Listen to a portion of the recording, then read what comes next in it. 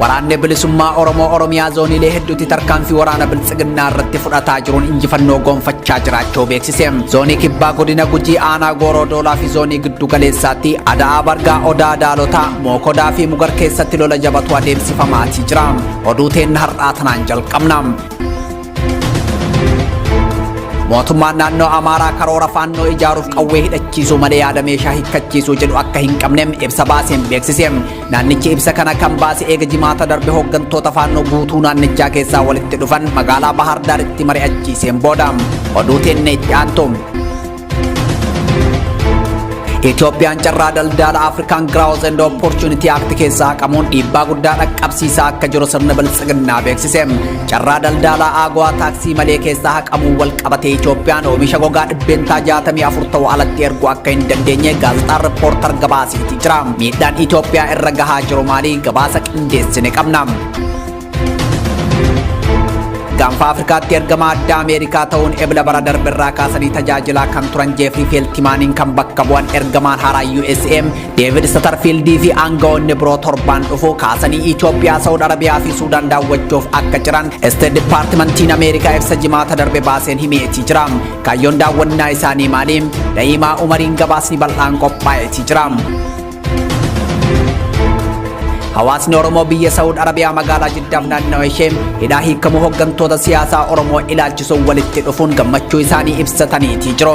Amajjii 16 bara 2022 guyyaan dilbataa guutuun oduu har'aa kunooti. jalqabarratti lixa Oromiyaatti waraanni mootummaa ammas ajjechaa fi dararaa adda addaa namoota nagaa irratti raawwataa jiran cimsanii itti fufanii jiru. Godina Qeellam Wallaggaa aanaa Anfilloo magaalaa Garjeedaa fi Muggii dabalatee kanneen ollaasan jiran keessatti waraanni mootummaa tibba dabre konkolaattota hedduun garasitti fe'aman namoota nagaa adamsuu fi qabanii hidhuu akkasumas ajjeesuu cimsanii itti fufanii jiraachuu jiraattonni aanichaa Oromiyaa Miidiyaa Neetwoork dubbisee himanii jiru. Faayisaa Eliyaas dhimma kanarratti waan qindeessite qabdi. Qeellam Wallaggaa aanaa Anfilloo magaalaa Garjeedaa fi Muggii dabalatee kanneen ollaasan jiran keessatti waraanni mootummaa tibba dabre konkolaattota hedduun garasitti fe'aman namoota nagaa adamsuu fi qabanii hidhuu akkasuma ajjeesuu cimsanii itti fufanii jiran jechuun himu jiraattota aanichaa jidduu isaan OMN dubbise. Keessumattuu guyyaa 3 dura yakka tokko malee maqaa sakatta'iinsa shanee ja'uun namoonni 8 kan rukutaman yoo ta'u isaan keessaa 3 lubbuun dabruutu himama. Kanneen hafan biroo ammoo miidhaan cimaan kan irra ga'e ta'u namni dhimmicha itti dhiyeenyaan beekuu ibsee jira. Kan miidhamaa jiru uummata nagaa ta'uu kan ibsan jiraattonni waraanni kun naannoo baadiyyaa qubatan sababii ta'eef wanta garasitti ta'e hunda addaan baafachuuf rakkisaadha jedhu. Magaalaa Ashii fi Muggii keessatti tajaajilli neetwoorkii bilbila harkaa addaan citee jira. Hawaasni akka ofiin fedhatti bobba'ee galuuf yaaddeessaa ta'uu himamu. Waraanni kunneen halkan dukkana deeffachuun namoota miidhu. Konkolaattota uummata deddeebisanis akka hin sochoone erga ugguraniin booda ofiif baadiyyaalee aanichaa keessa socho'uun nageenya uummataa goolaa jiraachuun komatamaa jiru. Kanneen gochaa kana raawwachaa jiran poolisii addaa Oromiyaa fi poolisii idilee aanichaati kan jedhu namni garasii dubbifne. Hawaasni rakkoo nageenyaa cimaaf saaxilamuu hima. Lixa Oromiyaa keessatti maqaa shanee adamsuu jedhuun waraanni mootummaa yeroo dheeraaf uummata nagaa irratti yakka duguggaa sanyii raawwachaa turu isiniif gabaasaa turuun keenya kan yaadatamudha.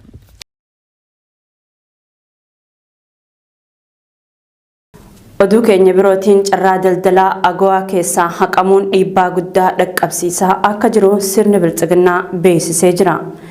Carraa daldalaa AGOA taaksii malee keessaa haqamuun Itoophiyaan oomisha gogaa dhibbeentaa 64 ta'u biltsiginnaan alatti erguu akka hin dandeenye gaazexaan Riippoortar gabaasee jira.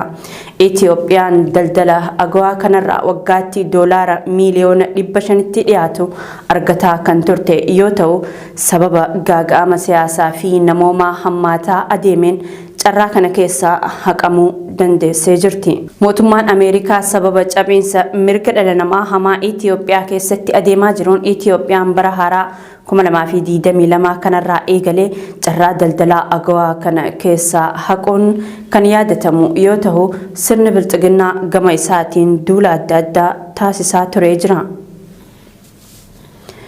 Waraanni bilisummaa Oromoo Oromiyaa zooniilee hedduutti tarkaanfii waraana bilchiginaa irratti fudhataa jiruun injifannoo gonfachaa jiraachuu beeksisee jira. Injifannoon argames kibba giddugalaa fi lixatti ta'uutu eerame. Muhammad Fantaallee dabalata qaba. Waraanni bilisummaa Oromoo Oromiyaa zooniilee hedduutti tarkaanfii waraana bilchiginaa irratti fudhataa jiruun injifannoo gonfachaa jiraachuu beeksise. Amajjii 12 bara 2022 godina Gujii Bahaa Aanaa Gooroo Doolaa Gandaa Gooroo Daraaraa bakka Soodduu Raabaa jedhamutti waraanni bilchiginaa waraana bilisummaa Oromootiin haleelamuutu himame. Itti fufuun achuma Gujii Bahaa Aanaa Waadaraa Gandaa Dudubaa Bururii fi seensa magaalaa Waadaraa akkasuma Ganda Sokoraa jiddeetti waraanni bilisummaa Oromoo lola geggeessan injifannoo argachuu maddeen Oromiyaa miidiyaan tokko dirree lolarraa odeessanuuf qoodanii jiru. Haaluma kanaan waraanni bilisummaa Oromoo zoonii giddu galeessaa amajjii 14 bara 2022 godinaalee Shawaa adda addaa aanaalee Kaadaa Bargaam Odaa Daalotaa Mukodaa fi Mugar dabalatee iddoowwan hedduutti injifannoo gonfachuu himama. Olan komii hin cinne fi bakkoota garagaraatti tarkaanfii jabaa waraana bilchiginaa irratti fudhateen loltoota hedduu ajjeesee kaan madeessuu ajajaan zoonichaa beekseera. Oduma wal fakkaatuun waraanni bilisummaa Oromoo zoonii dhihaa Cibraan Odaa Bulluq amajjii 12 bara 2022 godina Horroo Guduruu Wallaggaa Aanaa Dongoroo magaalaa Dongoroo seenuun lola guyyaa guutuu geggeessaa tureen waraanni bilisummaa Oromoo injifannoo boonsaa argachuu ibsate. Waraanni bilchiginaa dirmannaaf aanaa Saqalarraa gara Dongoroo deemaa turan bakka Caatoo jedhamutti haleelamuun of duuba deebi'uus odeeffanneerra. Akkasumas waraanni bilisummaa Oromoo zoonii giddugaleessaa amajjii 12 bara 2022 godina Shawaa Lixaa aanaa Gindabarat Ganda Gurraa Jarjaraa bakka Faajjii fi Saqaa Yedii keessatti waraana bilchiginaa irratti tarkaanfii jabaa fudhateera. Gama mootummaa bilchiginaatiin dhimma lola kanaatiin wal qabsiisee yaadni kennamee jiru.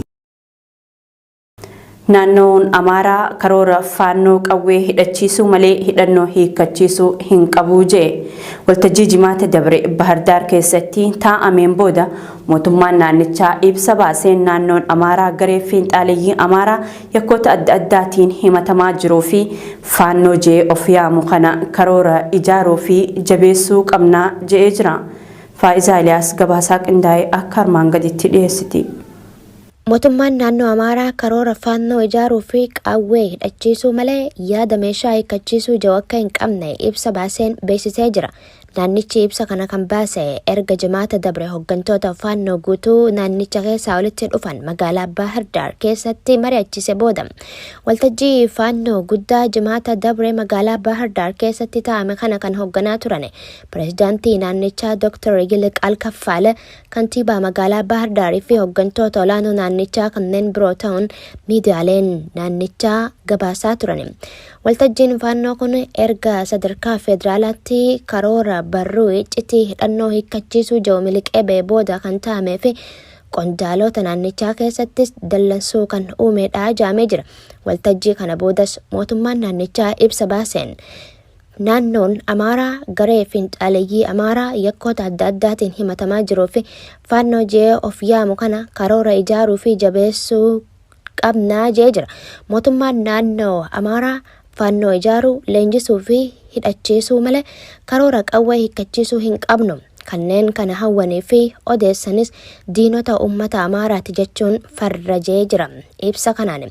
Kunis dhibdeen keessoo sirnichaa ammeessee naannoo Amaaraa qajeelfama faannoo hidhannoo hiikkachiisuu jiru akka hin fudhanne agarsiisaa jedhamee jira.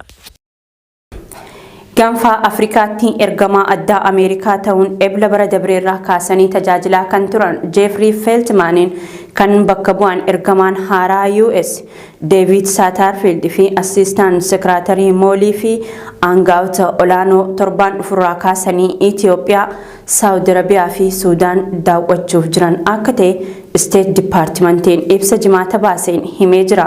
Akka ibsa State Departmentii kanaatti dhimmoota Afrikaatiif itti gaafatamoo kan ta'an Saatarfiild fi Fiin wiixata hanga kamisaatti kan biyyoota sadeen kanneen daawwatani.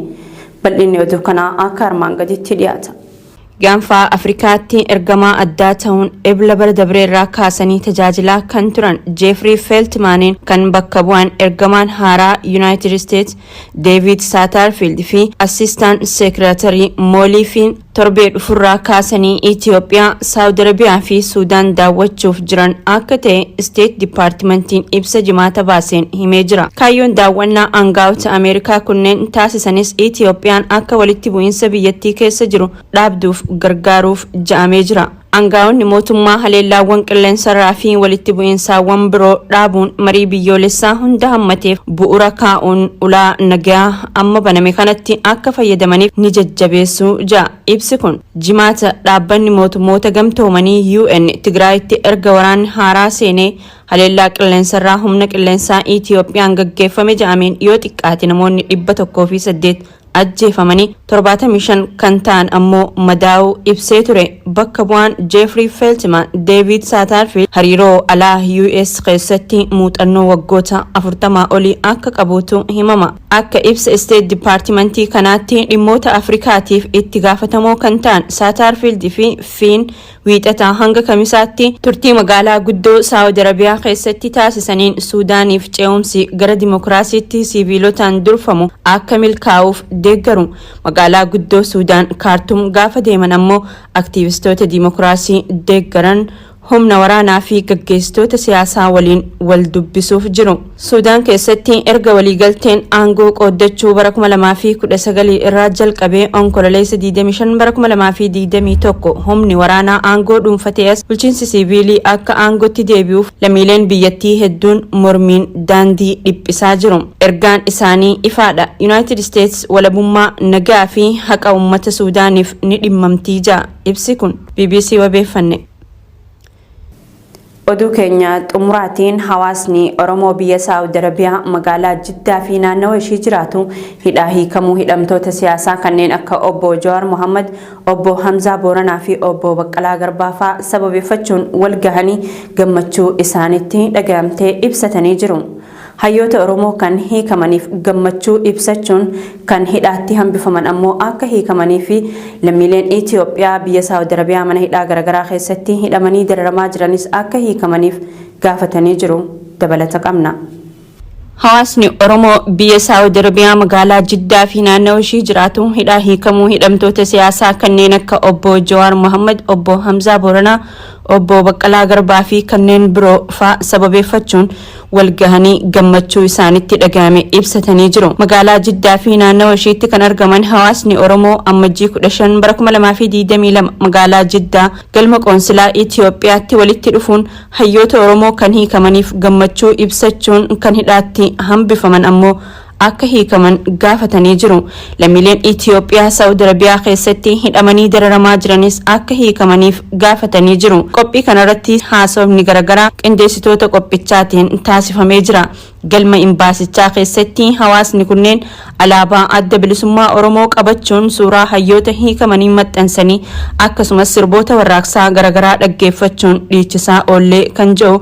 Qindeessitoota sagantichaa keessaa namni Oromiyaa Miidiyaa Neetwoork dubbise kun qophichi bashannansiisaa fi hawwataadha jedhee jira. Itti dabaluun namni kun akka aadaa Oromootti Oromoon nama jaalattuu fi kabajju sangaan simatu nulleen gammachuu hayyoota keenyaaf sagantaa kana maqaa isaaniin qopheessinee jira. Hayyoonni keenya qondaalonni adda bilisummaa Oromoo fi hidhamtoonni mana hidhaa Saawud Arabiyaa keessa jiran akkasumas Oromiyaa mara keessatti manneen hidhaa garaagaraa keessa kan jiran yeroo dhiyootti akka nuuf hiikaman abdanna. Uummanni Oromoo bal'aan akkuma kanaan dura karaa danda'ame hundaan qabsoo isaa finiinsuun hayyootaa fi lammiilee isaa hidhaa jiraniif sagalee tahaa ture. Kanneen lubbuun dabran gumaa isaanii baasuun Oromiyaa keessatti mirga abbaa biyyummaa gonfachuu qaba jechuunis dhaamanii jiru. Hayyee dilee galgala kanaaf qabanne isaan gaammaatti daawwachaa turte.